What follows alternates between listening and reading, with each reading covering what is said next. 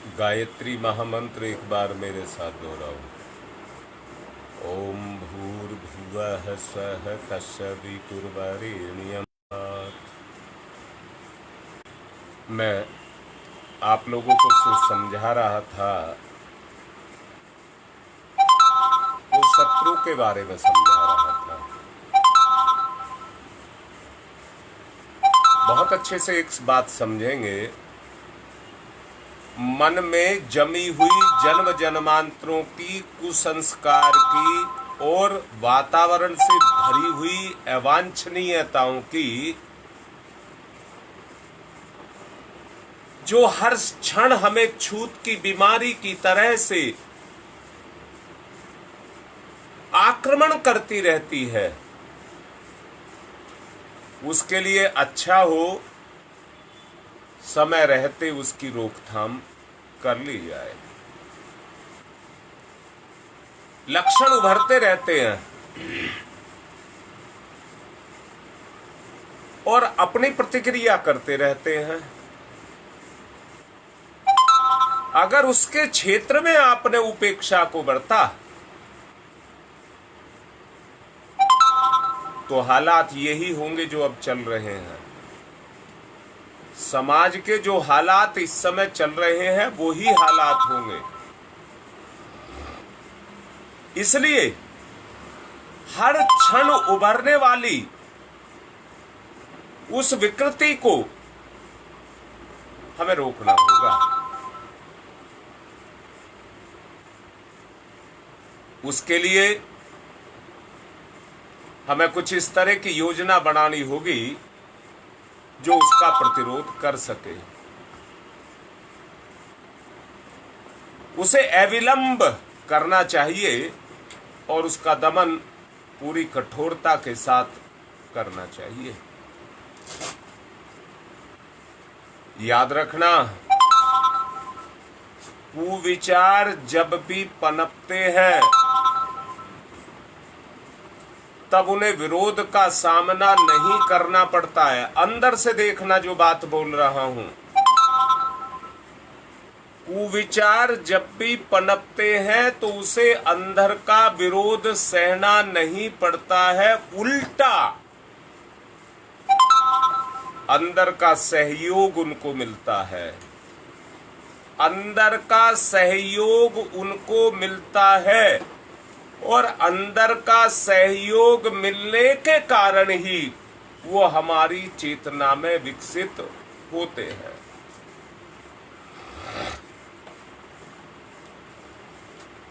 इसके लिए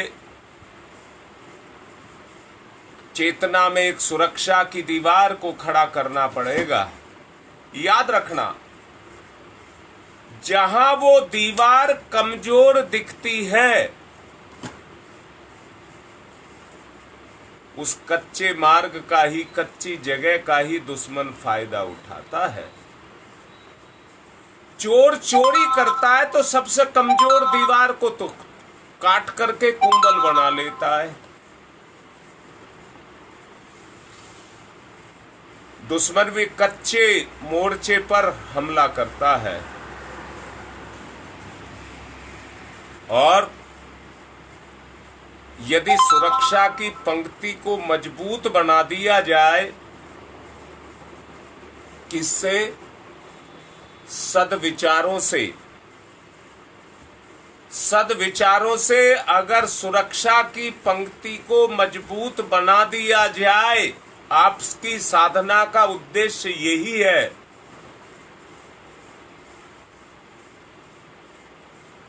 अगर ये आपने कर दिया तो समझ लेना, सद्विचारों का जो भंडार आपके अंदर है वो सुरक्षित रहेगा।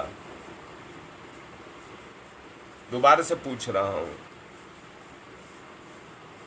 घरों में तिजोरी होती है जिसमें हम कीमती सामान रखते हैं।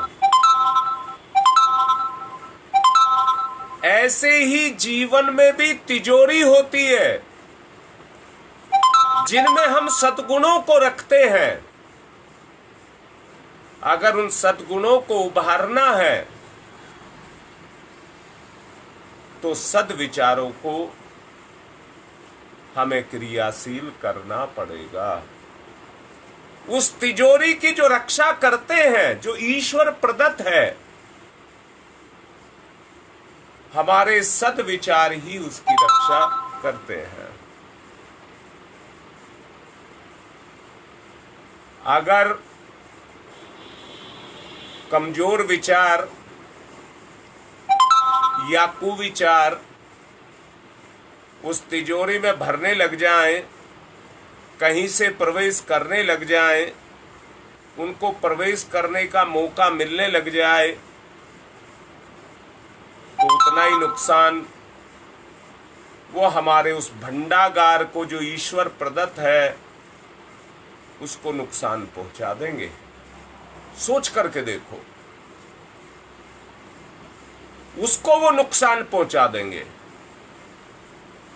यदि किसी प्रकार किसी सीमा तक वो आपके अंदर घुस पड़े हैं, भाई बात पर आओ, निचोड़ पर आओ। बात केवल सिद्धांत की ही नहीं है। सिद्धांत भी तब लागू होते हैं जब अपने में सामर्थ्य होती है। सिद्धांत तो बहुत बातें करते हैं, सिद्धांत की बातें करने वाले बहुत करते हैं, परंतु उनके जीवन में सिद्धांत नहीं मिलते। उनके जीवन में केवल सिद्धांतों की जानकारी मिलती है और जानकारी से कोई फायदा नहीं होता है। सब जानते हैं क्या अच्छा और क्या बुरा है। उभारा जा रहा है, आपकी चेतन शक्ति को उभारा जा रहा है। शुरू में ही कहा गया था कि अनुष्ठान पूरा होगा तो वह आपके संकल्प बल से पूरा होगा और किसी चीज से पूरा नहीं होगा। माला करते हैं आप, व्रत करते हैं आप, और दूसरे कोई काम ऐसे करते हैं जो साधना के लिए करते हैं, तो वो इसलिए करते हैं कि आपके संकल्प की ताकत मजबूत हो जाए। मैंने अभी कहा, अगर कुविचार किसी सीमा तक, टटोल करके देखो, कुविचार किसी सीमा तक अगर मेरे जीवन में, मेरी चेतना में प्रवेश कर चुके हैं और हम ढील पोल बरतते रहें, टालते रहें, उपेक्षा करते रहें, तो वो निरंतर हमें नुकसान देते रहेंगे। जो हो रहा है उसको ढील ना दी जाए। अच्छा बताओ, अगर सामने से खूनी सांड आ रहा हो तो आप क्या करेंगे? अगर आपके सामने आप गली में जा रहे हैं और कोई खूनी सांड आता दिख जाए तो दूर से देख करके ही आप उल्टा चलना शुरू कर देंगे, और जो पहला दरवाजा आपको मिलेगा या जो भी सुरक्षित जगह आपको मिलेगी वहां पर बचने की कोशिश करेंगे।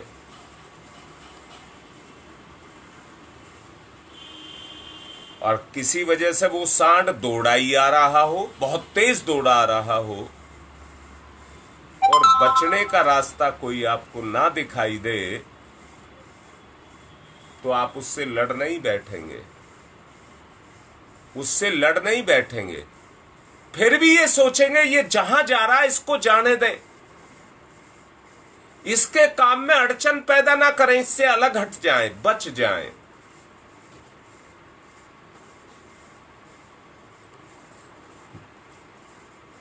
और अगर आपके पास में प्रतिकार के लिए एक लाठी है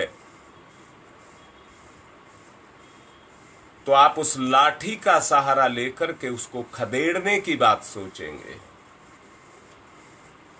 उसको खदेड़ने की बात सोचेंगे, या फिर भागकर किसी आड़ में छिपने की बात को सोचेंगे। पैने सींगों से बचाव किसी तरह से हो सके, कुकर्म का अवसर चुका देना भाग खड़े होने जैसी बुद्धिमत्ता है। कुकर्म का जो अवसर आया है हमारे ऊपर, हमारे मन में आया है, अगर हम किसी तरह से उसे चुका दें, होने ना दें, तो ये बहुत बड़ी बुद्धिमत्ता है। यदि अवसर समय हो तो कुविचारों को सद्विचारों के पक्षधर बनाया जाए, तर्कों का सहारा लिया जाए, प्रमाणों का सहारा लिया जाए, तथ्यों का सहारा लिया जाए, दूसरों के उदाहरणों का सहारा लिया जाए। इस प्रकार से आप अपने उन कुविचारों को चुनौती दे सकते हैं, और देनी ही चाहिए। वो चुनौती देनी ही चाहिए जिससे उनको हार ही माननी पड़े। भविष्य के लिए निर्मलता अर्जित होने का यही एक चिरस्थायी रास्ता है, तरीका है, और कोई रास्ता तरीका नहीं है। मैं कहूंगा, जीवन में अच्छे मित्रों को ढूंढने की आवश्यकता होती है। जीवन में अच्छे मित्रों को ढूंढने की आवश्यकता होती है। मैं यहां एक बात कहना चाहूंगा, मित्र किसको कहते हैं? जिससे विचार मिलते हों, जिससे विचार मिलते हों, वो मित्र है, सहयोगी है। आज के जो रिश्ते हैं, मैंने पिछले प्रवचन में आपको एक दिन समझाया था,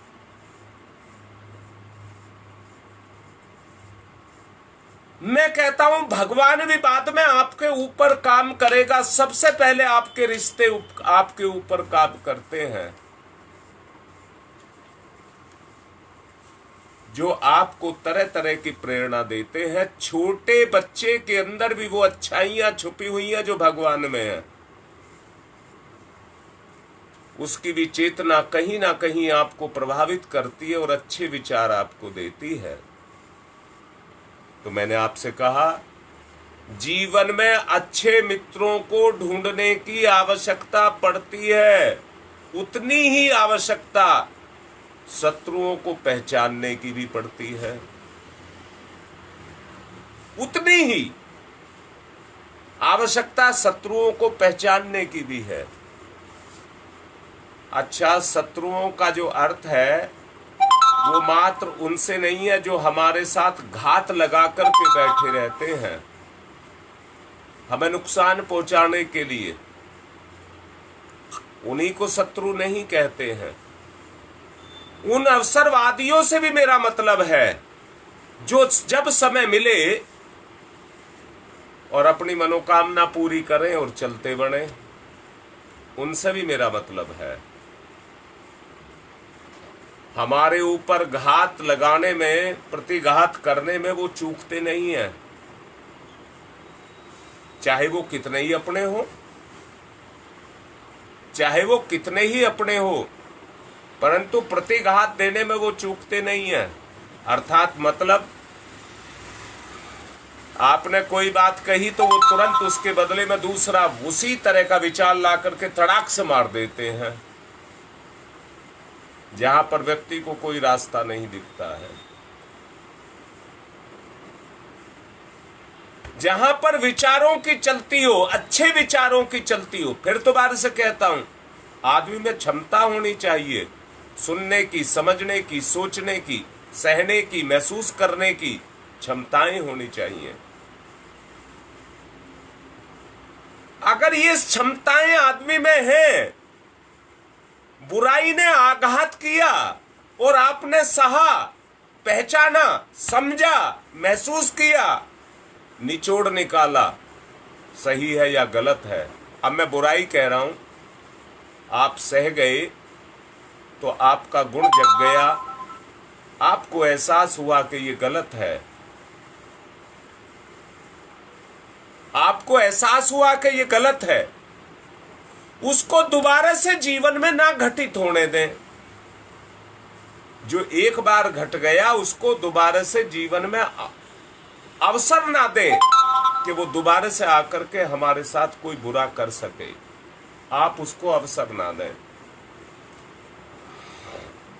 जब समय या अवसर मिले तब वो हमारे ऊपर घात करने से चूकते नहीं हैं।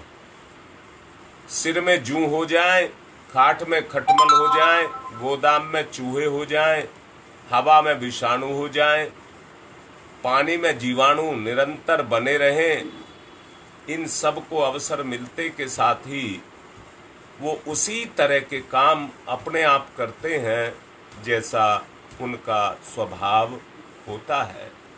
सिर में जूं बताई, सब जानते हैं, इसमें नहीं मैं कहना चाहता। खाट में खटमल होते हैं, उनको सब जानते हैं। हवा में विषाणु होते हैं, इस बात को भी आप जानते हैं।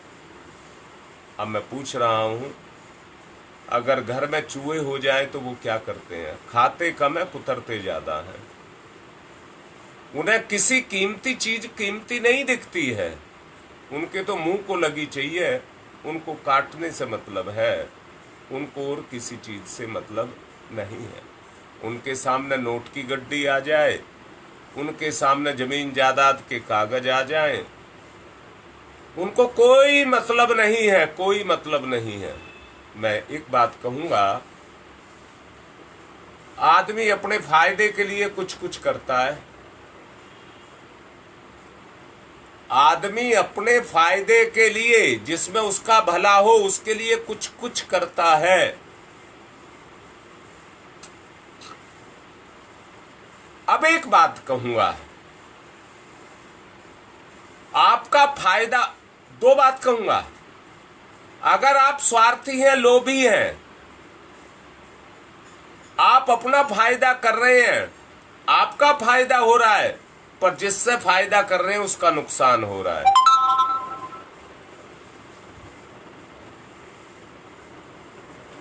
मैं एक बात कहूंगा,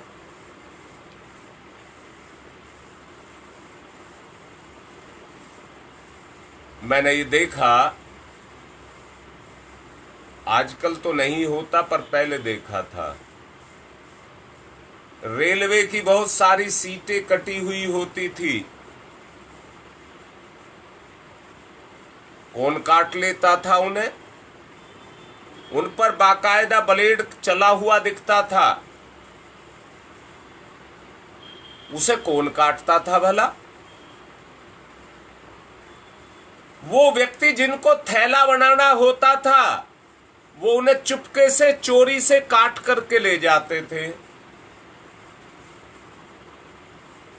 क्यों काट के ले जाते थे?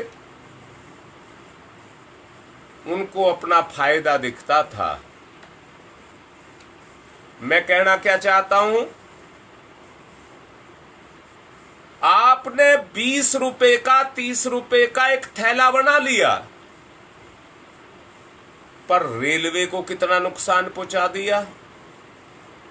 शायद वो सीट रेलवे को 2000 रुपए की पड़ती होगी, 2000 रुपए की।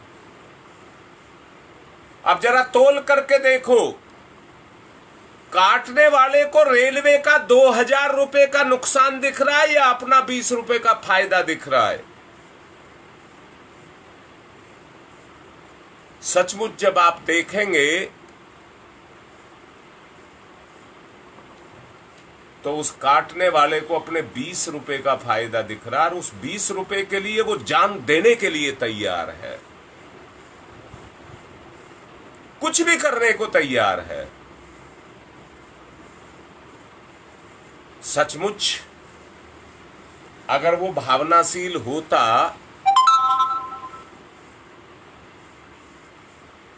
तो वो अपने फायदे के लिए, 20 रुपए के फायदे के लिए किसी का 2000 रुपए का नुकसान नहीं करता, बल्कि अपना कोई 20 रुपए का नुकसान करके किसी का 2000 का फायदा करा देता। भावनाशील की बात कह रहा हूं। भावनाशील व्यक्ति अपना नुकसान कर सकता है, परंतु दूसरे का नुकसान नहीं कर सकता। अभी मैंने कहा ये बुराइयां अवसर पाती हैं और निरंतर प्राण घातक संकट हमारे लिए पैदा करती रहती हैं। ऐसे अवसर भगवान इस दुनिया में सबको देता है। मैंने अभी कुछ देर पहले कहा था कि कुविचार व्यक्ति के मन में आया, परंतु व्यक्ति ने अपने आप को सुरक्षित रखने के लिए उस अवसर को टाल दिया। दोबारा से बोल रहा हूं, खुले शब्दों में बोल रहा हूं। बुरा करने का विचार आया था पर बुरा किया नहीं, जाने दिया। हुआ क्या?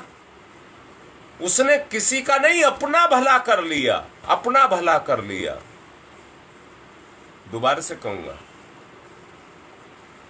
बुरे व्यक्ति तो अपने विचार के पोषण के लिए किसी की जान भी लेने के लिए तैयार रहते हैं। नशा करने वाले, दगाबाजी करने वाले, झूठ फरेब करने वाले, जेब काटने वाले, इनको अपना फायदा दिखता है।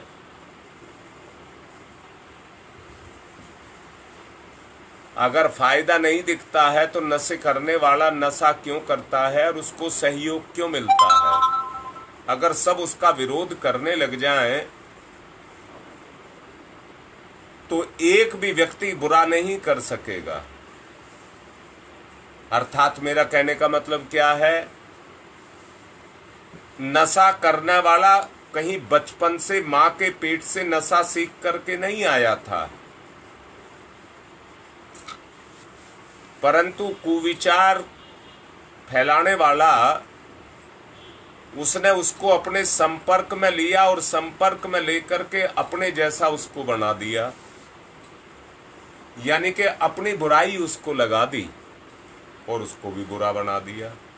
अब दूसरी एक बात और देखिए, उन दोनों के बीच में कितना लगाव है, कितना लगाव है, जबकि एक दूसरे के प्राणों पर हावी है। एक दूसरे के प्राणों को ले रहा है। लोभी लोभ से, भोगी भोग से, कामी काम से, व्यसनी व्यसन से, वासना वासना से, दोनों एक से हो जाते हैं। वासना में तो लिंग भेद भी होता है, पर दोनों एक से हो जाते हैं और अपनी कामना पूर्ति करने के लिए सामने वाले के प्राण ले लेते हैं। सामने वाले को अपने प्राण देने में सुख मिलता है और उस सुख की प्राप्ति के लिए वो उस काम को जानते हैं कि ये गलत है, परंतु आंखें बंद कर लेते हैं और घटना को घटने देते हैं। घटना उनको मानसिक सुख देती है और धीरे धीरे करके वो उसके आदी हो जाते हैं। स्वभाव ही वैसा हो जाता है। दोबारा से बोलूंगा, पशु भूख लगने पर चारे को देख करके बेचैन हो जाता है और खूंटे के चारों तरफ दौड़ने लग जाता है। उस जगह जाने के लिए दौड़ता है, परंतु बंधा हुआ होने के कारण वो उस खूंटे के चारों तरफ दौड़ता है, परंतु उसको देख करके जोर से झटके भी मारता है कि तोड़ करके वहां चला जा। ऐसे ही मैं भी ये कह रहा हूं, बुराइयां व्यक्ति रोक नहीं पाता, उसके अंदर के जो बंधन है, अनुशासन है या कहिए संयम है, वो इतने कमजोर पड़ चुके होते हैं कि उनके सामने उनके संकल्प की एक भी नहीं चलती और व्यक्ति अनायास ही बुराई की तरफ खिंचा हुआ चला जाता है। होता क्या है? सच को देखना, पहचानना। जो शब्द बोल रहा हूं, हर आदमी अपने आप को लूटा हुआ पाता है। अंदर से देखना, हर आदमी अपने आप को लूटा हुआ पाता है। मैं वासना की बात कर रहा हूं। एक व्यक्ति है और एक स्त्री है, दोनों अपनी काम की पूर्ति करते हैं, परंतु करने के बाद दोनों अपने आप को लूटा हुआ पाते हैं। अंदर से घृणा को देखते हैं, घृणा अंदर से आती है। नशा करने वाला नशा करता है पर लूटा हुआ पाता है, और उससे घृणा भी करता है पर छूट नहीं पाती।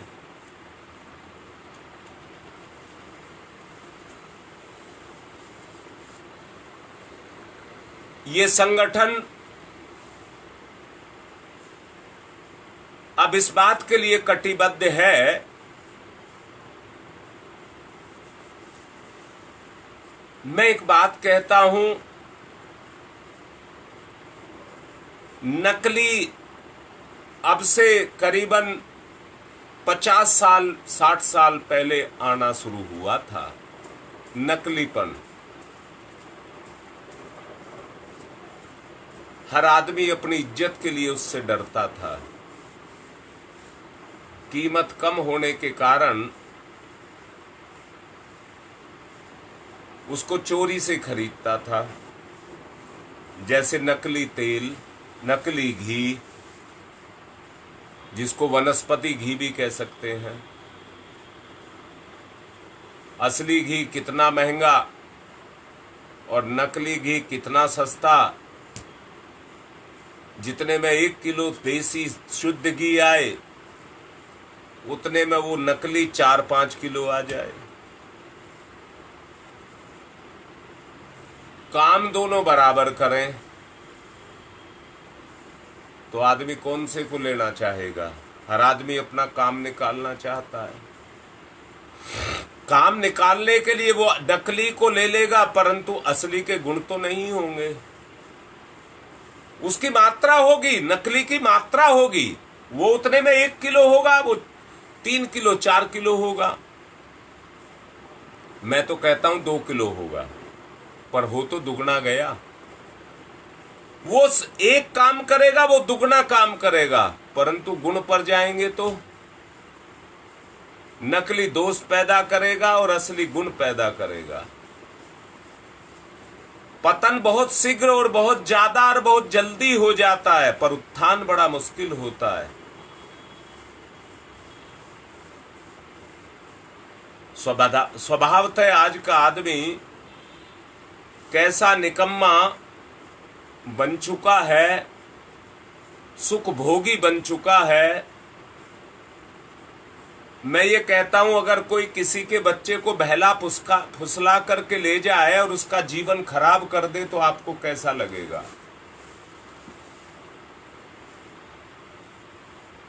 सोच करके देखो। शत्रुओं में कुछ शत्रु बाहरी होते हैं जिनको हम पहचान नहीं पाते हैं, जैसे आतंकवादी हैं, चोर हैं, डकैत हैं। रूप, शरीर, रंग, जो शरीर के अंग हैं वो सबके एक से होते हैं, पहचान नहीं पाते, परंतु उनके अंदर छुपी हुई वो बुराई अपने काम को करती रहती है और घात लगा करके हमला करती रहती है। परंतु कुछ शत्रु आंतरिक भी होते हैं जो हमारी आदतों के अंदर छुपे रहते हैं, जो हमारे मनों में विकार के रूप में और हमारे स्वभाव में सम्मिलित होकर के रहते हैं। आलस्य, प्रमाद, उद्विग्नता, चिंता, भय, ईर्ष्या, अविश्वास जैसे दुर्गुण आप देखो हर किसी के अंदर लगभग पाए जाते हैं, हर एक की आदत में शामिल रहते हैं। उनके द्वारा जो हानि फैलती है वो बाहरी शत्रु उतनी हानि नहीं कर सकते जितनी हानि वो हमारी कर जाते हैं। याद रखना, चिंतन से चरित्र और चरित्र से व्यक्तित्व बनता है। चिंतन से चरित्र और चरित्र से व्यक्तित्व बनता है। ये 3 श्रेणी है। चिंतन यदि दूषित हो जाए तो प्रकारांतर में कुकर्म करने की पृष्ठभूमि तैयार हो जाएगी। तोल लीजिए, देख लीजिए, वो पृष्ठभूमि आपकी तैयार हो जाएगी। मनुष्य की मन स्थिति के अनुरूप ही परिस्थितियां बनती हैं। यहां मैं बहुत अच्छे से कहता हूं, जब तक परिस्थिति नहीं बनेगी तब तक आपको कुछ भोगना नहीं पड़ेगा। और अब यहां मैं एक बात कहूंगा, काटना चाहते हो या भोगना चाहते हो?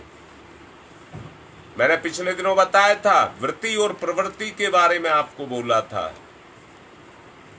आज मैं परिस्थिति के बारे में कह रहा हूं। हर आदमी को प्रकृति ने परिस्थिति के माध्यम से फंसा करके रखा हुआ है। बुराई पाप करवाती हुई हमें पतन की तरफ को लेती हुई चली जा रही है और हम सहज दौड़े जा रहे हैं।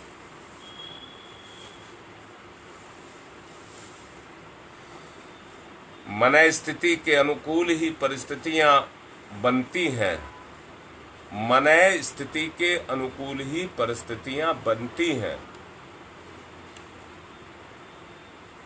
कई बार इज्जत और शर्म का मादा भी बीच में आ जाता है। आदमी के रिश्ते में इज्जत और शर्म का मादा भी बीच में आ जाता है। आदमी किसी को कुछ कहना चाहता है, लेना चाहता है, मांगना चाहता है या कमी बताना चाहता है, पर अंदर से क्षमता काम नहीं करती है। तो परिस्थिति जो आई है, दूषित बनकर के आई है, वो अपना काम पूरा कर जाती है। मैंने आपसे कहा था प्रतिरोध की बात। परिस्थिति जितने वेग से आई है, जितनी ताकत से आई है, उससे ज्यादा ताकत उसको रोकने की हमारे अंदर हो तो हम परिस्थितियों को भी रोक सकते हैं। व्यक्ति को सुख दुख से भरे प्रतिफल मिलते रहते हैं। इसलिए कहा गया है कि मनुष्य अपने भाग्य का निर्माता आप है। गुण कर्म स्वभाव में ये तीनों ही कर्म का आधार बनते हैं। ये अच्छे स्तर के हो तो मित्र और बुरे स्तर के हो तो शत्रु। ये स्तर लेते जाते हैं, उसी का स्तर लेते जाते हैं। सोच करके देखो, व्यक्ति को सुख दुख से भरे प्रतिफल जो इस संसार में मिलते रहते हैं, वो उन परिस्थितियों के कारण ही मिले हैं। इसलिए कहा गया है कि मनुष्य अपने भाग्य का निर्माता आप है। गुण कर्म स्वभाव की बात चली थी। ये तीनों ही कर्म के आधार के स्तर पर बनते हैं। गुण कर्म और स्वभाव ये केवल विचार के स्तर पर और कर्म के स्तर पर ही बनते हैं। उस स्तर को हमें ऊंचा उठाना होगा। आप अपने भाग्य के फिर निर्माता हैं। ये अच्छे स्तर के हो तो मित्र और बुरे स्तर के हो तो अगर इनमें विकृति आकर के घुस गई है तो ये निकृष्ट हो जाते हैं और हमें कमजोर कर देते हैं। वो विचारों को परास्त करके कुकर्मों के रूप में परिणत होने देने से पहले यदि हम कमर कस लें तो समझना चाहिए कि भविष्य को अंधकार के गर्क में गिरने वाले कुयोग से आप अपने आप को बचा रहे हैं, अपना पीछा छुटा रहे हैं। बताइए, आपके कर्म, आपके प्रारब्ध छूट रहे हैं कि नहीं छूट रहे? कोई अचानक कुकर्मी नहीं होता है, उससे पहले ही कुविचारों को आक्रमण का मौका अगर मिलता है तो उन उगते लक्षणों को देख करके आदमी को सतर्क हो जाना चाहिए। जैसे विचार उठ रहे हो, एकदम से कोई गलत काम नहीं करता है, पर जो उद्गम उसके अंदर उठ रहे हैं, अगर उस समय वो सजग है तो ये पहचानता है मेरा भला बुरा किस में है। सतर्क होकर के अच्छाई का समर्थन और बुराई का विरोध करने की क्षमता उसके अंदर हो। यहां कहूंगा, इन लक्षणों को देख करके सतर्क रहना चाहिए। समर्थन जैसा कुछ मिलने लगे तो जीवन में तिल का ताड़ बन जाता है, छोटे से बड़ा हो जाता है। जो उस समय स्थिति तक पहुंचने में देर नहीं लगाते, जिनमें दुर्व्यसनों का, दुष्प्रवृत्तियों का घेरा घिरता चला जाता है और फिर उस शिकंजे से छुटकारा या कठिन से कठिन परिस्थितियों से बचाव का तरीका मिलता जाता है, सचमुच देखना उसका उद्धार होता हुआ चला जाता है। गीता का, महाभारत का, द्वापर में कुरुक्षेत्र के मैदान में ही नहीं, उसका अवसर जहां भी उसको मिलता है वहीं पर वो मिलता चला जाता है और आगे बढ़ता चला जाता है। व्यक्ति को अपने चिंतन और चरित्र की आत्मरक्षा के लिए हर किसी को निरंतर लड़ना पड़ता है। अर्जुन को शिथिल पड़ते देखकर श्री कृष्ण ने यही कहा था, युद्धरत रहिए, युद्धरत रहिए, अर्थात निरंतर लड़ाई लड़िए। अर्जुन को शिथिल पड़ने देखकर के श्री कृष्ण उसको प्रोत्साहन देते हैं, लड़ने का प्रोत्साहन देते हैं।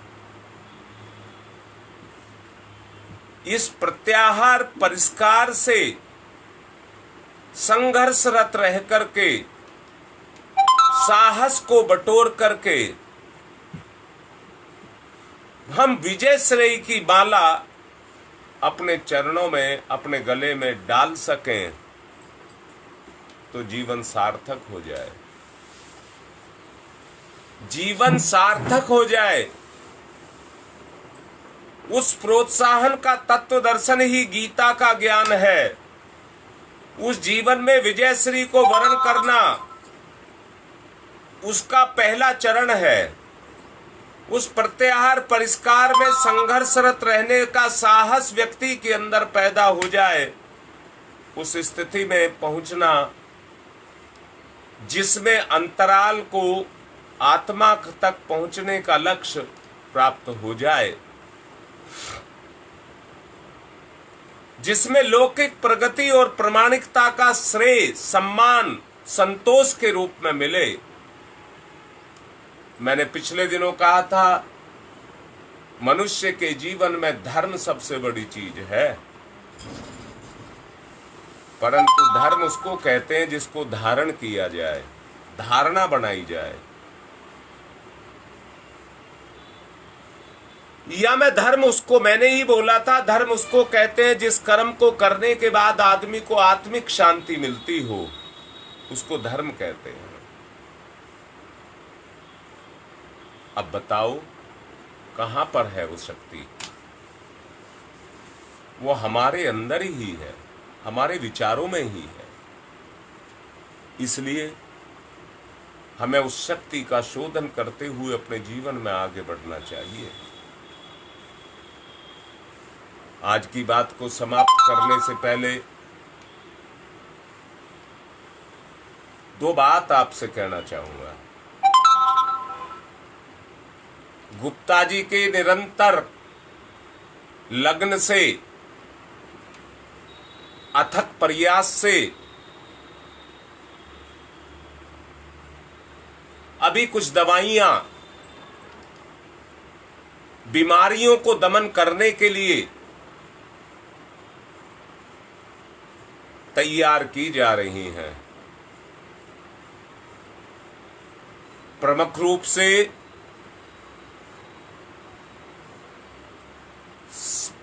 हमें स्वास्थ्य को ठीक करने के लिए पाचन तंत्र को ठीक करना पड़ेगा।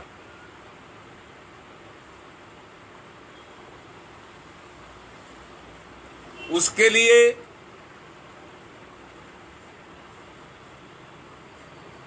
एक चूर्ण तैयार किया जा रहा है। दूसरी बात एक और कहना चाहूंगा, हमारे अपने परिवार में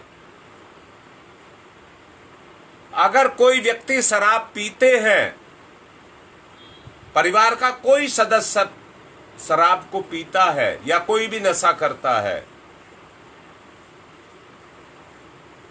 तो उसकी सूचना दी जाए। उसके लिए भी तैयार की जा रही है दवाई।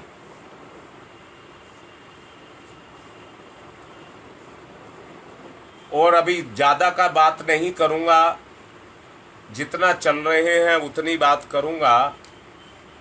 आगे और दूसरी दवाइयां भी बनाई जा रही हैं।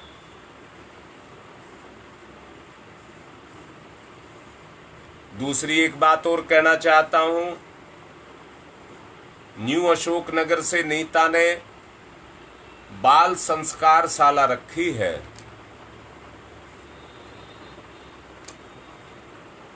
जिसकी संपूर्ण जानकारी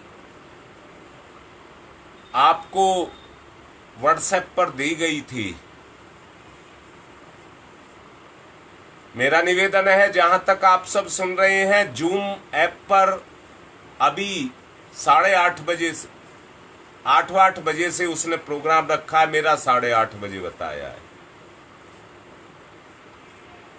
इसलिए मैं भी आपसे कह रहा हूं, अपने बच्चों को जोड़िए, वो संस्कार दे रही है। बच्चों को उस तरह का दिन ना देखना पड़े, इसके लिए आप अपने बच्चों को उस ऐप से जोड़िए और अपने बच्चों का भला करिए।